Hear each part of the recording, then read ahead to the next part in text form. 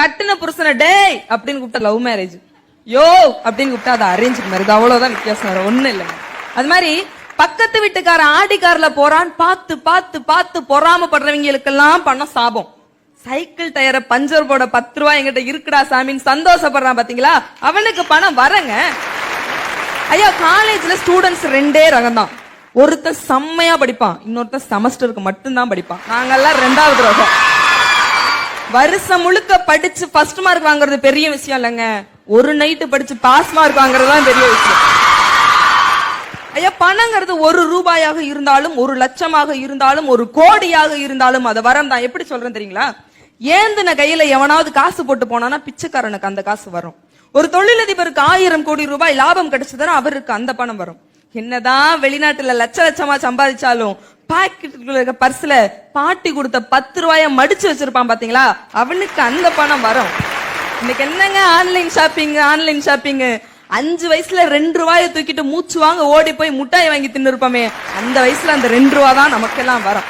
ஐயா வயசுக்கு வந்த பொண்ணுக்கு 1000 பேர் சீர்சனத்தை செஞ்சாலும் தாய் மாமன் கையால கொடுக்கற 101 ரூபா மொய் பணம் வரும். 10,000 ரூபாய் சம்பாதிக்கிற புருஷன் 10 ரூபாய்க்கு தான் பூ வாங்கி கொடுக்கறான் அப்படின்னாலும் பொண்டாட்டிக்கு அந்த 10 ரூபா தான் வரும். இவ்வளவு எங்க நம்ம வீட்டிலேயே கூட நடக்குமே.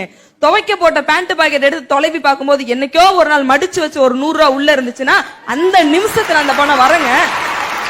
காலேஜ் லைஃப் தாங்க ஒரு மனுஷனோட வாழ்க்கையில கலர்ஃபுல் லைஃப். கட்ட முடியாம போன எக்ஸாம் ஃபீஸ் என் ஃப்ரெண்ட் எனக்காக கட்டுறா அப்படின்னா நட்புக்குள்ள அந்த காசு வரும். 50 பேர் படிக்கிற கிளாஸ்ல ஒரு பிள்ளைக்கு பர்த்டே, 49 பேர் ஆளுக்கு 10 ரூபா போட்டு ஒரு கேக் வாங்கி வெட்டோமே, அழகான நினைவுல அந்த காசு வரும்.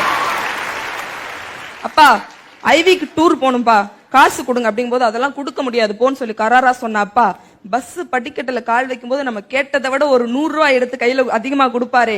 அப்பா பொண்ணு பாசத்துக்குள்ள அந்த பணம் வரங்க. இப்படி வாழ்க்கையோட எல்லா கட்டத்தையும் ஏதோ ஒரு பணம் சுவாரஸ்யமா மாத்துதே, அந்த பணத்தை தான் நாங்க வரோன்னு சொல்றோம். கருவாடு கூடையில இருக்கும்போது வாசனை நல்லா இருக்காதுங்க, அதை குழம்பு வச்சு சாப்பிட்டு பாருங்க, அப்பதான் ருசி அல்லம். எங்க பணமும் அப்படித்தான். அந்த 3 பேருக்கும் பணங்கிறது டிக்கெட் எடுக்கும்போது உருண்டு ஓடுற 1 ரூபா மாதிரி. ஆனா எங்களுக்கு எப்படி தெரியுங்களா, ஆனந்தம் படத்துல அப்பா ஸ்னேகா கொடுத்த 1 ரூபா மாதிரி அவ்வளவு ஒர்த்து. உலகத்தின் முதல் ஆண் பெண் என்று சொல்லப்படுகிற ஆதாமும் ஏவாளும் எந்த நாட்டை சேர்ந்தவங்க நான் கண்டுபிடிச்சிருக்கேன். நல்லா யோசிச்சு பாருங்க. ஒதுங்கிறதுக்கு ஒரு கூரை இல்ல, உடுத்துறதுக்கு சரியான உடை இல்ல, 2 பேரோட பசிக்கும் சாப்பிடுறதுக்கு ஒரே ஒரு ஆப்பிள் தான் இருந்துச்சு.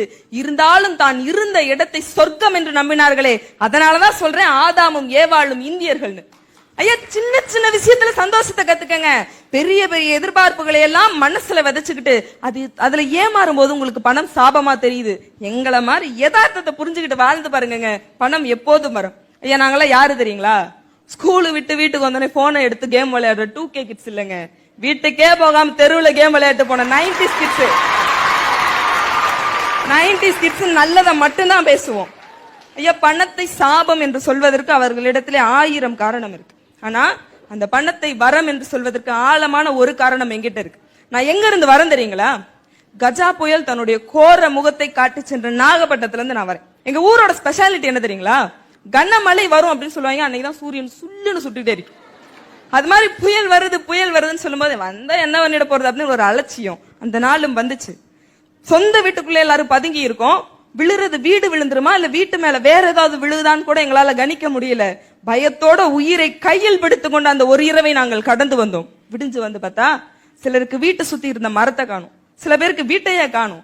வயல்ல இருந்த நெல்லையெல்லாம் காத்து அறுவடை பண்ணி இருந்துச்சு, கரையில இருந்த படகு எல்லாம் கஜா புயல் களவாடிட்டு போயிருந்துச்சு. இன்னும் சொல்லப்போனா ஊருக்கே சோறு போட்ட டெல்டா விவசாயி அடுத்த வேலை சோத்துக்கு என்ன பண்றதுன்னு தெரியாம ரோட்டுல நின்னாங்க. மனுஷன் கும்பிட்ட கடவுள் இறங்கி வரல, மனுஷன் பூஜை பண்ண சிலை இறங்கி வரல, மனிதநேயத்தோட நீங்க வந்தீங்க. அடுத்த வாழ்க்கைக்கான அடுத்த அடியை எப்படி தொடங்குறதுன்னு முழிச்சுக்கிட்டு இருந்த எங்களுக்கு எங்கெங்க இருந்தோ நிவாரணம் கொடுத்து எங்களுக்கு ஒரு நம்பிக்கையை கொடுத்தீங்களே.